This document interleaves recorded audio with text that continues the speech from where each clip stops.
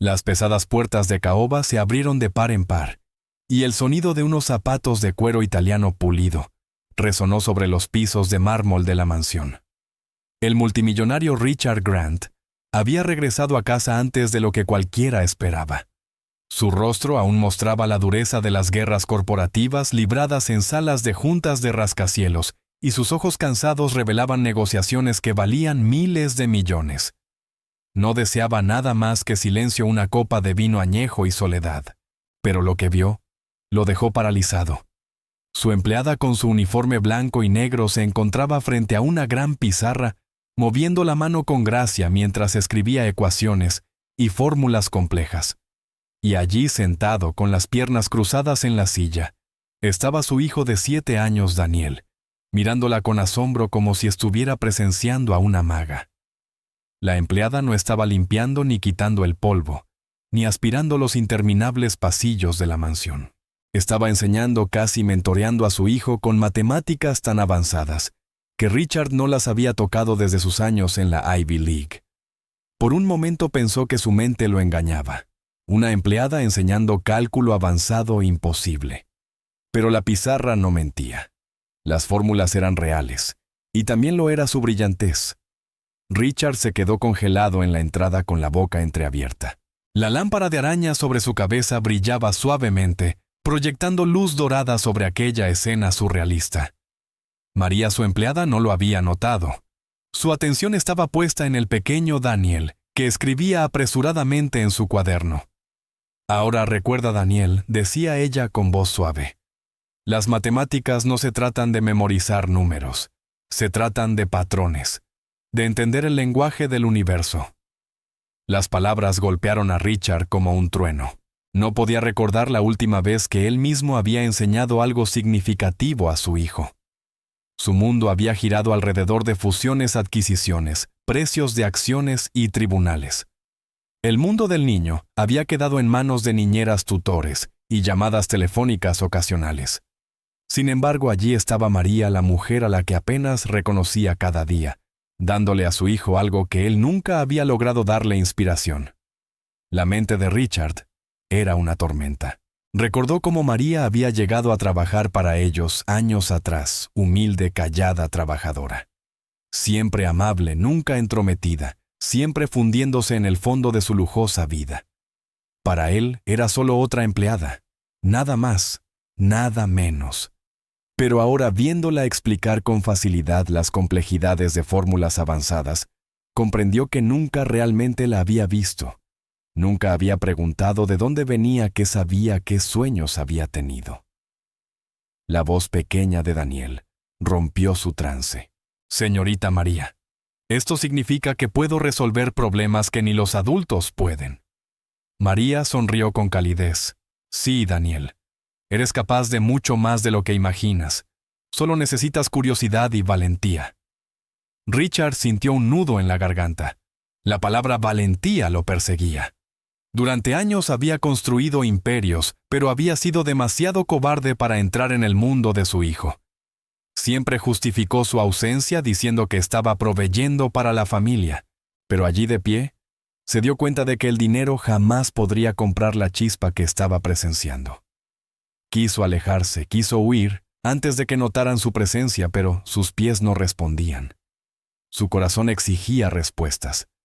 Finalmente María giró un poco y ahogó un suspiro al verlo allí. Su mano se congeló en el aire y el marcador tembló entre sus dedos.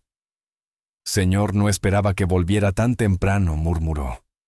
Daniel también volteó su rostro iluminándose. «Papá, mira, la señorita María me está enseñando matemáticas. Matemáticas de verdad, como las que usan los genios».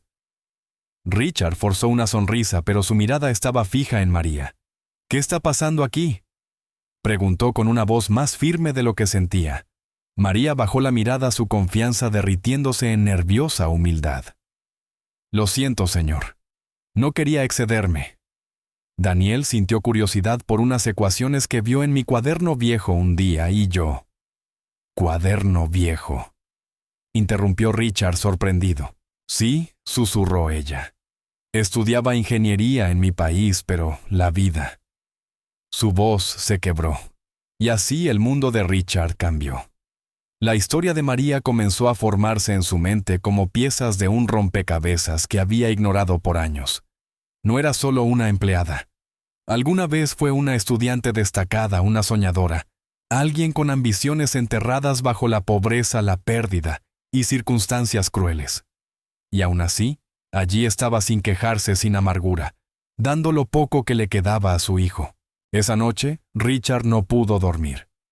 La imagen de Daniel y la paciencia de María lo atormentaban. Por primera vez en décadas, se sintió impotente no por negocios fallidos, sino por darse cuenta de que sus miles de millones lo habían cegado ante tesoros que tenía justo frente a él. En los días que siguieron, Richard comenzó a observar en silencio cómo María enseñaba. Vio cómo adaptaba cada lección a la curiosidad del niño, llenando las fórmulas de historias, analogías y risas. Vio cómo Daniel, antes inquieto, ahora se concentraba durante horas. Pero lo que más lo conmovió fue cómo María enseñaba valores dentro de las matemáticas: paciencia, resiliencia, humildad. Cuando Daniel fallaba, jamás lo regañaba. En cambio decía: cada error es prueba de que lo intentas, y todos los grandes descubrimientos nacen de errores. El corazón endurecido de Richard comenzó a ablandarse. Daniel empezó a transformarse no solo en lo académico, sino como ser humano más seguro, más amable, más curioso. Y todo gracias a María. Una noche, mientras Richard observaba desde un rincón, María se acercó. «Señor, si lo prefiere, dejaré de enseñarle. Sé que no es mi lugar». Richard la interrumpió con la voz quebrada. «María, le has dado a mi hijo más de lo que yo jamás pude. Por favor, no dejes de hacerlo. De hecho, quiero saber más de ti. Quiero saber cómo alguien como tú terminó aquí». María abrió los ojos sorprendida. Poco a poco le contó su pasado, cómo había sido la mejor estudiante de su generación, cómo soñaba con diseñar puentes y escuelas para niños pobres, cómo la muerte de su padre dejó a su familia en deuda y la obligó a abandonar su carrera. Su historia atravesó el alma de Richard. Por primera vez se sintió avergonzado no por su posición, sino por su propia ceguera. Se prometió a sí mismo cambiar las cosas. Richard decidió apoyarla para que retomara sus estudios, pero María se negó con suavidad. «Mi mayor alegría ahora es ayudar a Daniel. Si puedo ayudarlo a ser el hombre que está destinado a hacer eso, será suficiente para mí». A Richard le ardieron los ojos. Vio lo que era la verdadera riqueza, una persona que lo había perdido todo, y aún así, elegía dar. Pasaron semanas y Richard comenzó a pasar más tiempo en casa aprendiendo junto a su hijo. Su carácter cambió. Sus socios lo notaron menos duro, más paciente, más humano. Pero la presión externa empezó a crecer. Algunos accionistas se burlaban de él, una empleada enseñando al heredero. Las redes sociales lo ridiculizaron. La escuela de Daniel lo llamó para sugerirle buscar a un profesional cualificado. Cada palabra era un golpe. Pero Richard ya no era el mismo. Miró a su hijo floreciendo bajo el cuidado de María y comprendió lo que importaba. Se mantuvo firme. «Que hablen. No ven lo que yo veo». Entonces llegó otro golpe una noche. Encontró a María llorando en la cocina. Había recibido una carta. Su madre estaba gravemente enferma. Debía regresar a su país. Richard sintió pánico, pero también supo que no podía retenerla. Le ofreció ayuda económica y médica, pero María lo rechazó. «No quiero caridad. Solo necesito estar con mi familia». Richard respondió con dulzura firme. «Esto no es caridad, es gratitud. Has hecho por nosotros algo que nunca podremos pagar». María finalmente aceptó. En pocos días, Richard organizó todo su jet privado, médicos, suministros. Semanas después, viajó al pueblo de María. Allí comprendió el mundo del que ella provenía, pobreza extrema, pero también una comunidad que la admiraba y un grupo de niños hambrientos de aprender alrededor de ella. Entonces, tuvo una idea que cambiaría su vida. Al volver, le dijo a Daniel: «Tu señorita María no es solo una maestra, es una heroína, y vamos a ayudarla a construir algo que perdure». Así nació una fundación dedicada a la educación en comunidades vulnerables con María, como directora visionaria y mentora. Su nombre empezó a brillar. Meses después, María regresó. Daniel corrió a abrazarla llorando. Pensé que no volverías. Ella sonrió entre lágrimas. Te prometí que nunca dejaría de enseñarte. Las lecciones continuaron, algunas en la sala de estudio, otras al aire libre bajo el cielo azul, donde María le explicaba la física del vuelo de un pájaro, o la geometría de las ramas de un árbol. A veces Richard se unía no como multimillonario distante, sino como padre, redescubriendo la belleza de aprender. Con el tiempo, el mundo comenzó a notar la transformación. La prensa que antes lo ridiculizaba ahora lo elogiaba. Inversionistas que dudaban de él volvieron a confiar, pero nada de eso le importaba. Lo verdaderamente valioso era la risa de Daniel, la plenitud de María, y los cientos de niños cuyo futuro había cambiado. Años pasaron.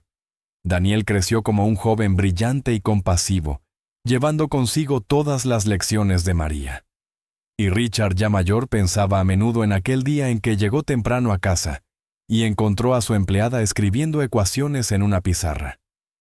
Aquel día reescribió la ecuación de su vida, y cuando le preguntaban cuál había sido la mejor inversión de su carrera, él sonreía y decía: no fue una empresa, no fue un edificio.